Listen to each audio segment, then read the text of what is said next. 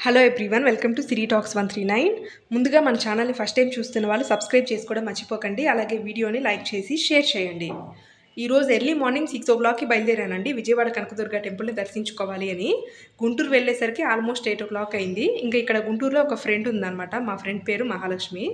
ఇంకా ఇద్దరం కూడా బయలుదేరదాము అని చెప్పేసి ఫిక్స్ అయిపోయి స్కూటీ మీద వెళ్దాము, బాగుంటుంది జర్నీ అని చెప్పేసి సింగిల్స్గా బయలుదేరాము. అంటే ఈసారి మా హస్బెండ్స్ని అలాగే పిల్లల్ని ఎవరిని ఇన్వాల్వ్ చేయలేదన్నమాట. తను నేను మేమిద్దరం మాత్రం బయలుదేరాము.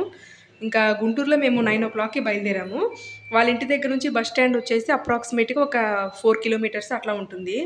ఇంకా మేము బస్ స్టాండ్ దగ్గరకు వచ్చేసరికి మాకు ఎండ ఎక్కువగా ఉండడం వల్ల స్కూటీ అనేది కరెక్ట్ కాదు ఇప్పుడు అని చెప్పేసి మళ్ళీ ఇంకా బస్ ఎక్కేసి వెళ్ళిపోయామన్నమాట. విజయవాడ వెళ్ళేసరికి ఆల్మోస్ట్ మాకు 10:15 అయింది టైము. అక్కడ బస్ స్టాండ్లో దిగాక లోకల్ బస్సెస్ ఉంటాయన్నమాట టెంపుల్ని దర్శించుకోవడానికి. ఆర్టీసీ తరపున బస్సెస్ అయితే 10 రూపీస్ తీసుకుంటారు ఈచ్ పర్సన్కి. అలా కాకుండా దేవస్థానం తరపున కూడా ఫ్రీ బస్సెస్ అనేవి ఉంటాయి. ఇంకా మేము ఆర్టీసీలో వెళ్ళిపోయామన్నమాట. వెళ్ళి ఇంకా మా లగేజ్ అలాగే మా సెల్ ఫోన్స్ అన్నీ కూడా బయట కౌంటర్లో ఇచ్చేసి లోపలికి వెళ్ళి దర్శించుకున్నాము. అమ్మవారు అయితే వాళ్ళు చాలా బాగా అనిపించారనమాట. ఇంకా దర్శనం అంతా కూడా ఆల్మోస్ట్ ఒక హాఫ్ అన్ అవర్లో ఫినిష్ అయిపోయింది. లోపల సెల్ ఫోన్స్ని అలౌ చేయరు కాబట్టి నేనైతే అది క్యాప్చర్ చేయలేకపోయానండి. ఇంకా తర్వాత మేము బయటకు వద్దాము అనుకున్న టైంలో దేవస్థానం తరపున అన్నదానం జరుగుతుంది, అమ్మవారి భోజనాలు అని అనౌన్స్మెంట్ వినపడింది. ఎప్పుడైతే అనౌన్స్ చేశారో ఇంకా దేవుడి భోజనాలు తినేద్దాము అని చెప్పేసి ఫిక్స్ అయిపోయి తినేసి వచ్చామన్నమాట. అంటే మార్నింగ్ బ్రేక్ఫాస్ట్ కూడా చేయకుండా దర్శించుకోవాలని వెళ్ళాము. ఇంకా మా ఫ్రెండ్ నేను ఫస్ట్ ఉంటామన్నమాట. దేవుడి తరపున భోజనాలు ఏమన్నా అన్నదానం చేస్తుంటే తినాలి అని చెప్పేసి ఆ లిస్ట్లో ఫస్ట్ ఉంటాము. ఇద్దరం కూడా తినేసి ఐలాండ్‌కి స్టార్ట్ అయ్యామండి. ఇంకా టెంపుల్ బయట నుంచి జస్ట్ ఒక కొంచెం దూరం నడిచాక వాకబుల్ డిస్టెన్సే అనమాట. నడిచాక ఆటోలు ఉంటాయి మనకి, సర్వీస్ ఆటోలు. ఈచ్ పర్సన్‌కి 20 రూపీస్ వరకు తీసుకుంటారు. 40 రూపీస్ పే చేసి భవానీ ఐలాండ్ బయట మమ్మల్ని దింపేశారనమాట పే చేస్తే. అక్కడ మేము మళ్ళీ ఎంట్రీ టికెట్ 10 రూపీస్ పే చేసి లోపలికి వెళ్ళాము.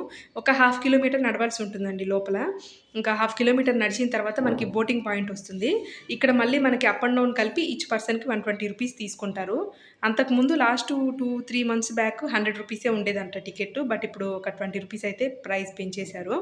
ఇంక ఇద్దరం కూడా మనీ పే చేసి అక్కడ నుంచి బోటింగ్ చేసామండి. ఆల్మోస్ట్ ఇంకా బోట్ ఫిల్ అయ్యేదాకా మనకి బోట్ అయితే స్టార్ట్ చేయరు. ఒక 7-8 మినిట్స్ బోట్ జర్నీ ఉంటుంది.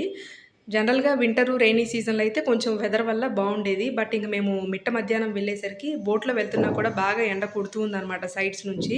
అలాగే ఎక్కువ ఫిష్ స్మెల్ వచ్చిందండి రివర్‌లో అంతా కూడా. ఇంకా అలాగే బోటింగ్ చేసుకుంటా వెళ్ళిపోయామన్నమాట లోపలికి. లోపలైతే హరిత రిసార్ట్స్ ఇవన్నీ కూడా ఉంటాయన్నమాట. పక్కనంతా చూశారు కదా గ్రీనరీ. ఎండ వల్ల ఇంకా మేము ఎక్కువసేపు ఉండలేకపోయాము. మనకి లోపల నడవాలంటే చాలా ఉంటుంది. బట్ ఇంక నడవలేని వాళ్ళ కోసం కేబుల్ కార్స్ అలాగే రెంటెడ్ సైకిల్స్ ఉంటాయి. కేబుల్ కార్స్ అయితే 60 రూపీస్ వరకు తీసుకుంటారు. సైకిల్స్ ఒక 20-30 రూపీస్ తీసుకుంటారనమాట. అలాగే ఒక నైట్ ఏదైనా స్టే చేయాలన్నా కూడా ఇక్కడ మనకి హోటల్స్ ఉంటాయి. రూమ్స్ ఉంటాయి. ఇక్కడ జిమ్ కూడా ఉందనమాట. మనకి రూమ్స్ అయితే 1 డేకి వచ్చేసి 5000 ఇంక్లూడింగ్ ఫోటోషూట్ అనమాట చార్జ్ చేస్తారు. ప్రైస్ కొంచెం ఎక్కువే. బట్ మనకి ఆ థ్రిల్ ఆ ఫీలింగ్ అంతా రావాలంటే ఫ్యామిలీతో ఎంజాయ్ చేయాలంటే ఆ మాత్రం పెట్టాల్సిందే అనమాట. అలాగే ఇంకా బోటింగ్‌కి సంబంధించి డిఫరెంట్ యాక్టివిటీస్ ఉంటాయన్నమాట. జెట్ బోట్స్, బనానా బోట్స్ అలాగే ఫాస్ట్ బోట్స్ ఇవన్నీ ఉంటాయి. ఇవన్నీ కూడా మనకి 300 రేంజ్ నుంచి 1000 రూపీస్ వరకే ఉంటాయి. ఈసారి మేము ఈ బోటింగ్ అనేది అవాయిడ్ చేశామన్నమాట. ఇంకా నార్మల్‌గానే లోపలంతా కూడా చూస్తూ వచ్చాము. పెద్ద పార్క్ ఉంది. అలాగే కొన్ని చోట్ల అక్కడక్కడ మనకి బెంచెస్ కూడా ఏర్పాటు చేశారనమాట కూర్చోడానికి. ఆర్టిఫిషియల్‌గా ఉన్నటువంటి పికాక్స్, ఎలిఫెంట్స్ ఇవన్నీ కూడా ఉన్నాయి. మధ్య మధ్యలో ఫోటోస్‌కి కొన్ని బ్యూటిఫుల్ స్పాట్స్ ఉన్నాయన్నమాట. ఇక్కడ మేము ఫోటోలకైతే ఫోజులు ఇస్తున్నాం కానీ ఎండ వేడి మాత్రం తట్టుకోలేకపోయాము. ఫోటో దిగిన వెంటనే అబ్బా! ఎండ మండిపోతుందని చెప్పేసి తలపైన ముసుగేసుకొని అటు ఇటు తిరుగుతూ ఉన్నామన్నమాట. ఫోటోలైతే చాలా బాగా అనిపించాయి మాకు. బాగా సీనిక్‌గా ఉన్నాయన్నమాట ఆ లొకేషన్స్, ఆ స్పాట్స్ అన్నీ కూడా. మధ్యలో తిరిగి తిరిగి ఇంక నడవలేక డసిపోయి ఇంక ఇలా కూర్చున్నాం కాసేపు. ఇక్కడ చూస్తున్నారు కదా! బాగా స్ట్రెయిన్ అయిపోయామన్నమాట. ఇంకా తర్వాత ఏదన్నా కూల్‌గా ఐస్ క్రీమ్ లాంటిది ఏదైనా తిందాము అని చెప్పి చుట్టుపక్కలంతా చూస్తే ఏమీ లేవండి. మనం ఏదన్నా ఫుడ్ కోర్ట్స్ ఉంటాయని అనుకుంటే అది రాంగేనండి. జస్ట్ ఒక చిన్న రెస్టారెంట్ ఉంటుంది. అందులో ప్రైజెస్ కూడా టూ మచ్‌గా ఉంటాయి. ఇంకా రెస్టారెంట్‌కి వెళ్దామని వెళ్ళేటప్పుడు బయట ఇట్లా ఉయ్యాలలు ఉన్నాయన్నమాట. చాలా రోజులైంది కదా ఉయ్యాల ఊగేసి అని చెప్పేసి ఇద్దరం కూడా కాసేపు అటు ఇటు ఉయ్యాల ఊగాము. ఏంటో మేమిద్దరం వెళ్ళి సోలో ట్రిప్ ఎంజాయ్ చేద్దామని వెళ్ళాం గానీ ఫ్యామిలీని అయితే చాలా మిస్ అయ్యాము. ఇంకా అలా కాసేపు తిరిగిన తర్వాత రెస్టారెంట్‌లోకి వెళ్ళామండి. ఇంక మేము మంచూరియా అయితే ఆర్డర్ చేసాము. రెస్టారెంట్ బయట ఈ విధంగా ఒక ఫోటో స్పాట్ ఉందండి. చాలా బావుందనమాట. ఇక్కడ మళ్ళీ కొన్ని స్టిల్స్ దిగాము. ఇవి దిగుతూ ఉంటే ఇక్కడ ఒక దూరం నుంచి పెంగ్విన్స్ రియల్ పెంగ్విన్స్ టైప్‌లో కనపడిందనమాట. దగ్గరికెళ్ళి చూస్తే గాని అది ఆర్టిఫిషియల్ అని అర్థమైంది. మేము రెస్టారెంట్‌లో వెజ్ నగ్గెట్స్ ఆర్డర్ చేశాము. బయట మనకి ఇది ₹60 ఉండేది. ఇక్కడొచ్చేసి మాకు ఆల్‌మోస్ట్ ₹250 ఉందండి. మనము రెస్టారెంట్‌లో ఏదైనా తినాలి అనుకుంటే ప్రైస్ అడిగి కనుక్కోవాల్సింది. అంటే జనరల్‌గా ఇక్కడ ఐలాండ్ లోపలికి తీసుకొని రావాలి కాబట్టి ప్రైజెస్ అయితే ఏది పట్టుకున్నా కూడా టూ మచ్ హైగా ఉన్నాయన్నమాట. ఇంకా అది తిని బయటకొచ్చాక ఈ విధంగా జిప్ సైకిలు, జిప్ లైను ఇవన్నీ ఉన్నాయి రైడ్స్. ఇవి మేము చేయలేదు గానీ బయట చిన్న చిన్న పిల్లలందరూ చేస్తుంటే జస్ట్ ఇంకా అలా చూసి ఎంజాయ్ చేశాము. ఆ తర్వాత కాంబో తీసుకున్నామండి ఆఫరు. మనకి ₹150 తీసుకున్నారనమాట. అందులో మాకు మిర్రర్ మేజ్, అలాగే జిగ్‌జాగ్ గార్డెను, దాంతో పాటు జురాసిక్ రోబోటిక్ వరల్డ్ ఇవన్నీ వచ్చాయన్నమాట. ఫస్ట్ మిర్రర్ మేజ్‌లోకి వెళ్ళాము. ఇక్కడ చూస్తున్నారు గదా!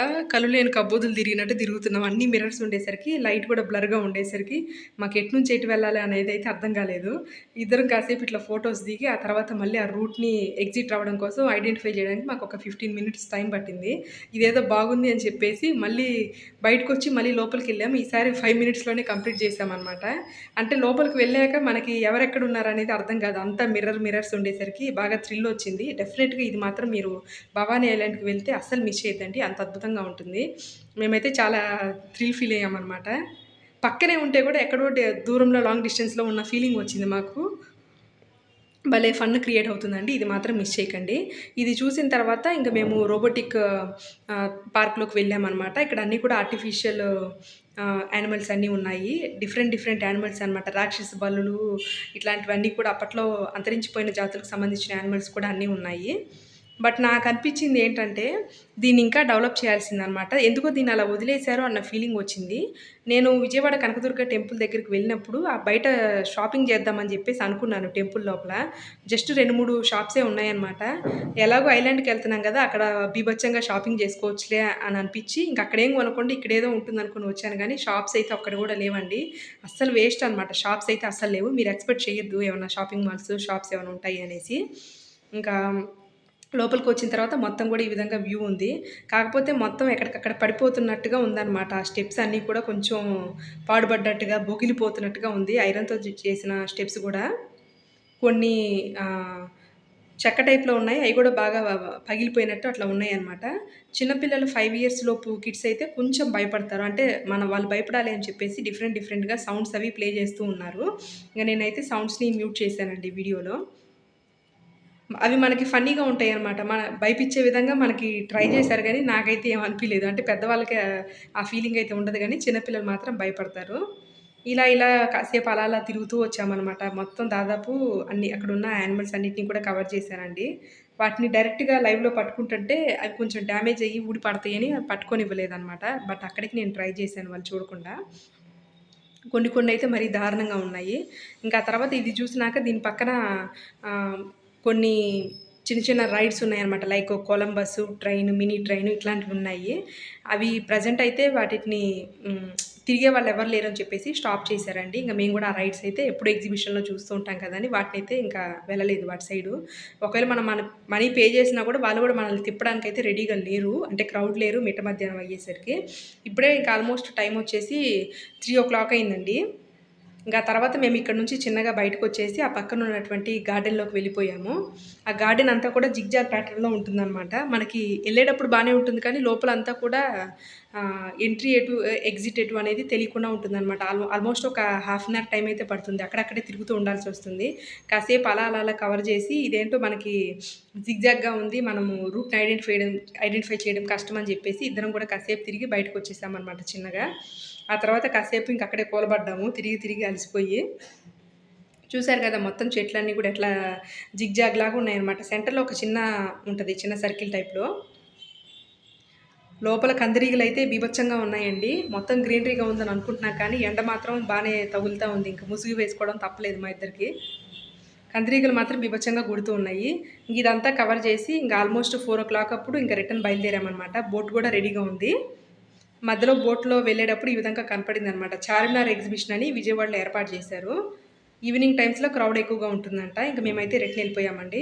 ఎవరన్నా రూమ్స్ ఇంకేమైనా డీటెయిల్స్ కావాలనుకుంటే వాళ్ళు ఇక్కడ వీడియోలో కనపడుతున్న నెంబర్‌కి కాల్ చేసి మీ డౌట్స్ అన్నీ కూడా క్లియర్ చేసుకోవచ్చు. ఆల్మోస్ట్ ఇంకా మేము విజయవాడ నుంచి గుంటూరు వెళ్ళేసరికి ఒక 6:00 అయితే అయిందండి. ఈ వ్లాగ్ అయితే ఇంతటితో ఎండ్ చేస్తున్నాను. నా వీడియో మీకు నచ్చిందని అనుకుంటున్నానండి. మరిన్ని వ్లాగ్స్ కోసం మన ఛానల్‌ని వాచ్ చేయండి. అలాగే సబ్స్క్రైబ్ చేసుకోవడం మర్చిపోకండి. Thanks for watching.